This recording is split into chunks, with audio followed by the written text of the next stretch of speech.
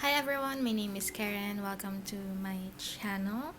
It's been a while since I did like a get ready with me video and I figured now is the right time. I wanted to share some personal stories that happened last year, 2021, and originally I wanted to do this video last January, but obviously that didn't happen due to many different reasons, but now I'm here and I'm going to be doing a story time while doing my makeup. But before we proceed, let me just give a trigger warning. I'll be mentioning a sensitive topic about my mental health. So, I'll be leaving timestamps on the description box and on my pinned comments. So, if you're not comfortable with that kind of topic, you can skip that particular part.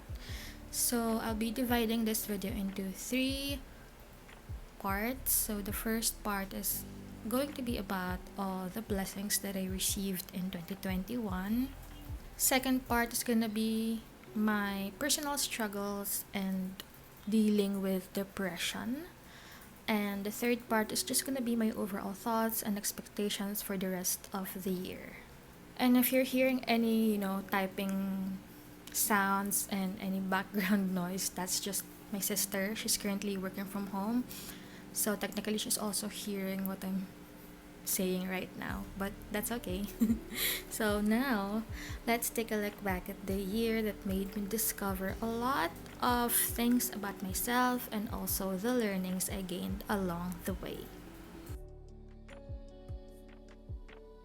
Okay, so for the first part, let me share with you all of the things that I'm grateful for that happened last year. So let me start my story by mentioning that I resigned from my previous job last December 2020. So yung work na yon, matagal na ako doon actually. Pero one day, I just woke up and decided to resign.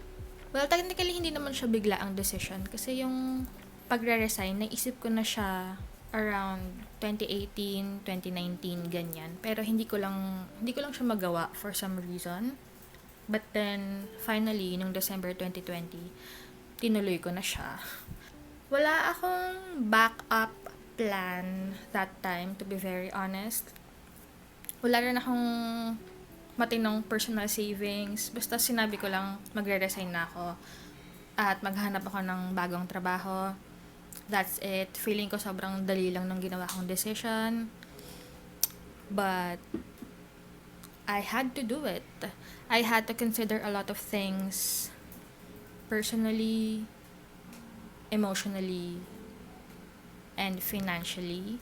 So I finally decided to resign. So, of course, I know and I acknowledge that I am privileged enough to proceed with my decision. Well, hindi naman kami sobrang mayaman. Pero, before ko kasi ituloy yung decision ko na yun, naisip ko na tama ba yung gagawin ko? Kasi syempre, may pandemic, may iba, nawawalan sila ng trabaho. Bakit ako gusto kong mag-resign? Pero later on, na-realize ka, parang medyo gina-gaslight ko dun yung sarili ko na bakit ka pa pinipilit magstay? Kung alam kong wala na akong masyadong ililook forward. Na parang kahit magstay ako sa work ko noon, parang hindi na siya ganun ka-fulfilling for me. Although masaya ako sa ginagawa ko and sobrang kasundo ko din yung mga katrabaho ko, parang there's just really something in me na feeling ko medyo pointless na if, I continue with that work. Siguro, nagbago na rin yung mga priorities ko sa buhay that time. Kaya, ayun, nag-resign na ako. So, thankfully naman, my family still supports me in some way. At first, I thought magagalit sila sa decision ko, but surprisingly, they actually encouraged me. For me, importante yung parang meron silang stamp of approval. Kasi back then, like in my early 20s, to be honest, I can't really afford to just resign right away because yung financial situation namin before sobrang ibang-iba compared to the present time. So, before talagang ang priority is trabaho, trabaho, trabaho. So now, since yun na, nag-improve na din naman somehow yung current situation namin as well as my relationship with my family, I'm very thankful na naintindihan nila kung saan ako nanggagaling. So you might be wondering why this particular story is part of my 2021 blessings. Well, technically, yes, nawalan ako ng work, pero it's still a blessing for me because I finally got the chance to properly rest my mind and my body. Kasi back then, nung wala pang pandemic, the usual work schedule that I have is to go to work 6 times a week. And then, madalas ring mag-OT kasi it's either madaming gagawin or walang ibang staff na available dun sa store. Physically, nakakapagod siya. Pero again, nakapag-stay ako dun ng matagal-tagal kasi nga, I enjoy my time. But then again, now I realized na I also have to take good care of my health. And in terms of my career goals, I realized na mas gusto ko pa rin na sana 2 days off per week.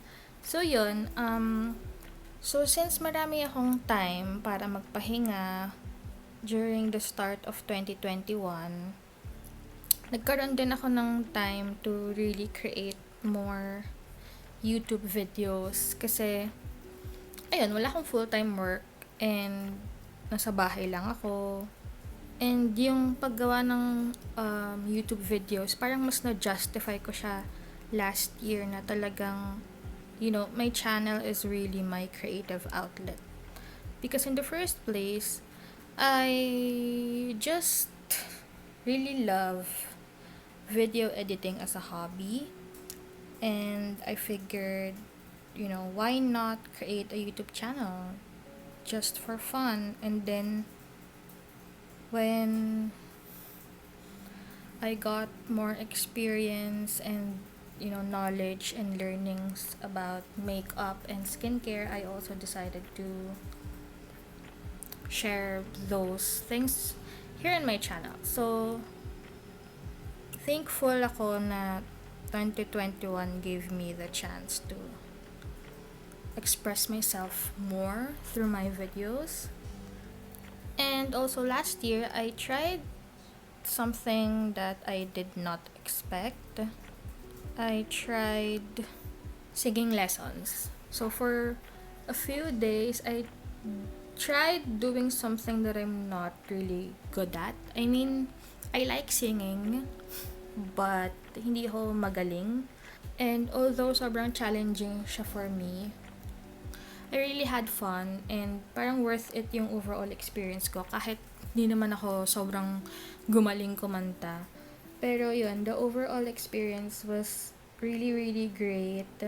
Sabi nung instructor, I do have a potential, pero personally, hindi ko sure kung meron nga ba. Kasi hindi naman ako confident kumanta talaga. But still, I enjoyed the singing lessons and who knows in the future, diba? I might try doing it again.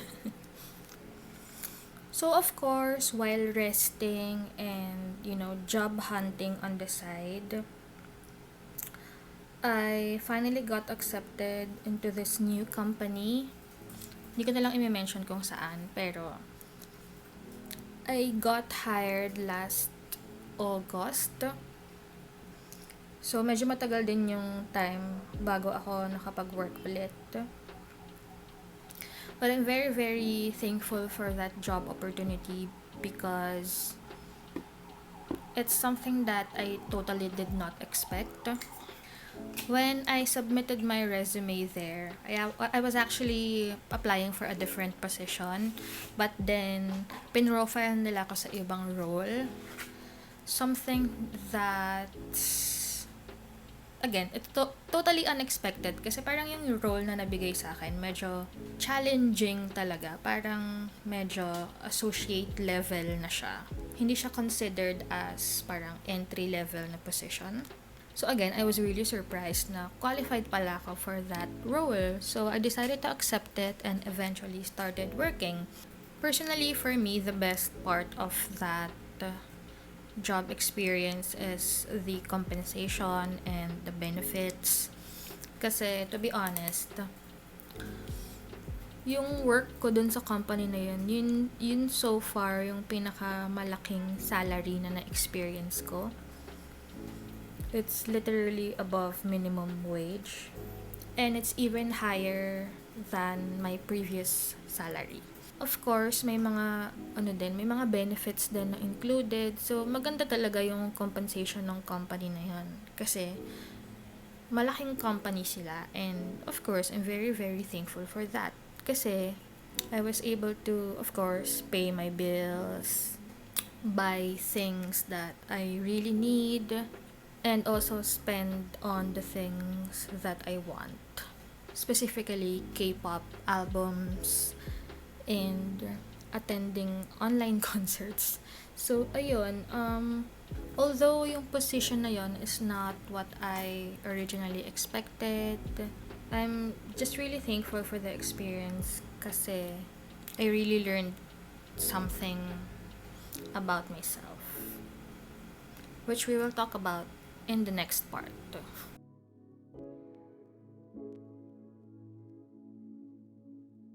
So, while a lot of great things happened, I also had my fair share of problems and disappointments.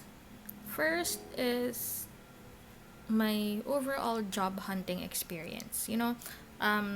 Job hunting for almost 6 months in the middle of the pandemic is definitely not a joke. As in, sobrang na-test yung emotions ko during that time. Kasi I really had a lot of rejections and parang slowly humina yung loob ko talaga na parang bakit hindi ako natatanggap sa work, may mali ba sa akin, may kulang ba sa akin, may work experience naman ako, but hindi ako natatanggap.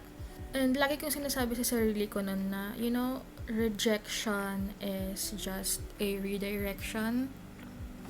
Para medyo positive ang ating vibes. Pero, there are also a lot of moments na talagang pinanghihinaan ako ng loob and feeling ko wala nang patutunguhan yung buhay ko. I know it sounds dramatic, pero yun talaga yung feeling ko nung time na yun, na parang maayos naman ako sumagot sa interview. Technically may credentials naman ako, and yung mga roles na ina-applyan ko, yun talaga yung either passionate ako or meron na akong experience before. Pero for some reason, hindi talaga ako natatanggap, na parang feeling ko talaga there's something wrong. So, yun, eventually, diba, natanggap naman ako sa work nung August. Pero, hindi din siya ganun nagtagal kasi I had to resign nung December. So, I only lasted in that position for like almost 5 months. Kasi may mga nangyaring hindi inaasahan. And one of them is my mental health situation. So, ito na yung sensitive part na sinasabi ko kanina during the intro. So, last November 2021, this was November 20 to be exact, I consulted a psychiatrist and got diagnosed with depression. So, you may see right now na parang normal naman ako, parang wala naman akong pinoproblema, diba? And ang ayos-ayos ko magkwento.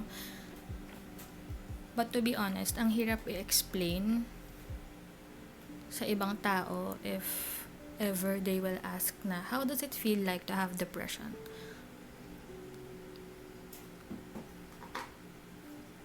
To be honest, hanggang ngayon, hindi ko siya ma-explain clearly. For some weird reason, nung nalaman ko yung diagnosis sa akin, parang hindi ako nagulat. Kasi feeling ko talaga, parang at the back of my head, lagi kong naiisip na, baka naman there's really something wrong with me. And, ayun na nga, na-confirm ko na siya finally.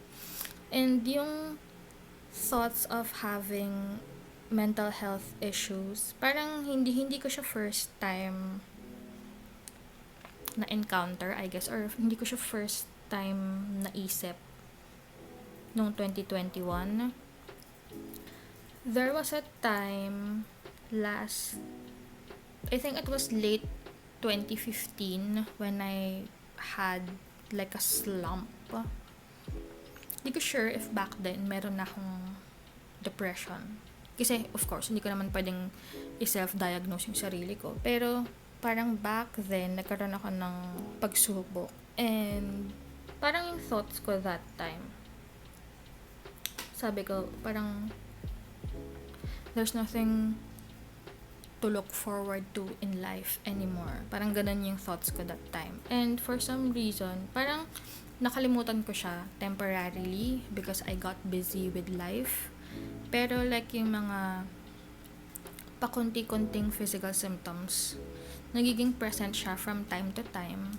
Pero naging sobrang consistent lang siya last year. Nung time na nagpa-consult na ako sa psychiatrist.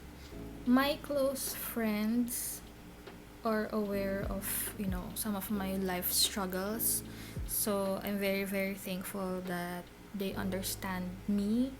And syempre, sa kanila ko din unang sinabi na, yun nga, nagkaroon ako na-diagnose ako with depression. And they really empathized with me and understood where I'm coming from.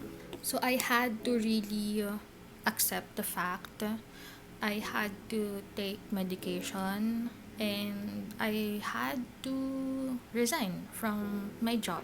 Kasi, looking back at it, I feel like throughout these years na parang meron akong mga ini-ignore na symptoms and, feelings of depression na parang feeling ko naipunan ako ng matagal. And then, nung naka-encounter na ako ng stressful situations sa work, parang na-trigger siya ng malala, and then ito na finally na-confront ko na siya face to face, and I realized na this time it's really the right time to prioritize and deal with my mental health and allow myself to heal from it somehow.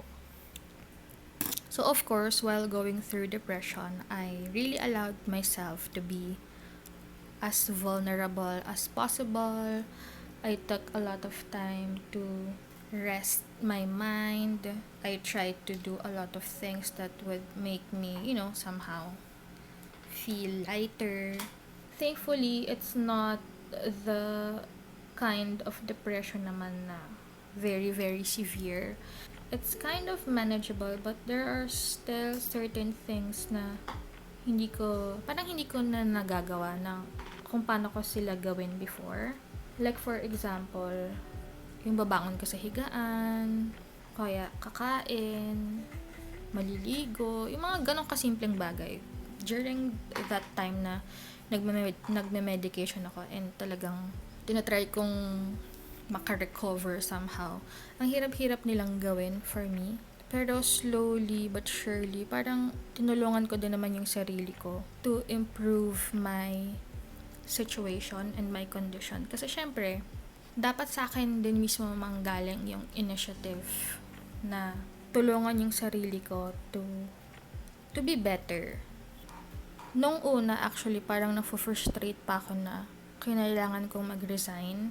Kasi syempre, just like I mentioned a while ago, Maganda yung benefits na nakukuha ko, malaki yung sweldo, pero syempre, ano namang gagawin ko sa malaking sweldo, 'di ba? Kung may depression ako. Parang I just really had to accept the situation and really focus on my healing. Kasi again, November ako na-diagnose. And the least I could do is to, welcome the Christmas season with a more positive vibe. So if you honestly think you might have a mental health problem or may nararamdaman kayong kakaiba, I really suggest that you consult a psychiatrist. Kahit na at the present time, madami pa ring stigma about mental health issues, madami pa ding hindi ganun ka open-minded to talk about it. Don't be afraid. Huwag kayong matakot sa kanila. Kasi syempre, we also need to help ourselves. And if you're just like me, who had the same experience na laging nare-reject sa mga ina-apply ninyong trabaho, I know it's very, very painful. And, sometimes akala mo matatanggap ka na kasi naging maganda naman yung flow ng interview, parang nasagot mo naman lahat ng questions. Feeling mo satisfied naman sila sa naging performance mo during the interview. You really never know kung anong nasa isip nila, but still, keep on trying. You never really know. Baka yung ibibigay na next opportunity sa'yo, yun talaga yung meant for you. Definitely magiging, challenging at first to accept a rejection. I mean, sino ba namang matutuwa sa isang rejection, di ba? But at the end of the day, there's still, a lesson from it. Parang somehow meron ka pa ding, kumbaga, marirealize.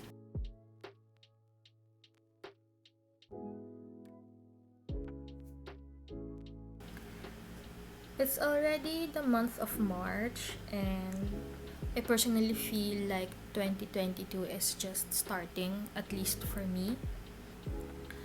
I guess at this point in my life, I'm really trying to accept myself the way I am and, try to forgive my past self for all the mistakes that I did and maybe some of the things that I have no control of.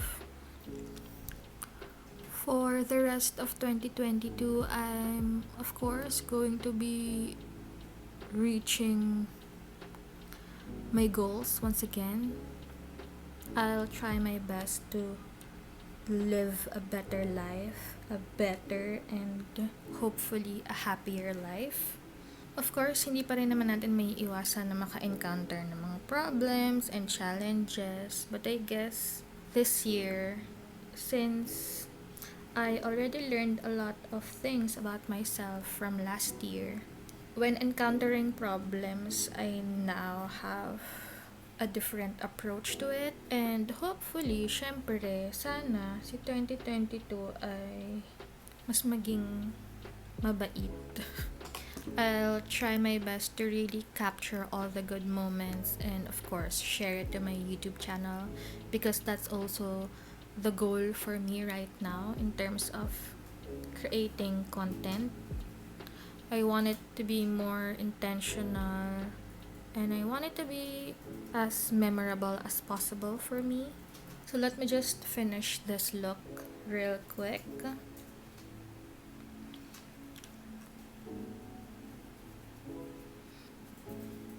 It's also been a while since I did like a full face makeup. Last year, hindi ako masyadong nakakapag-makeup like on a daily basis kasi ayun nga, ang daming ginagawa. Okay, so the last step is lipstick or lip tint. Gonna mix these two colors.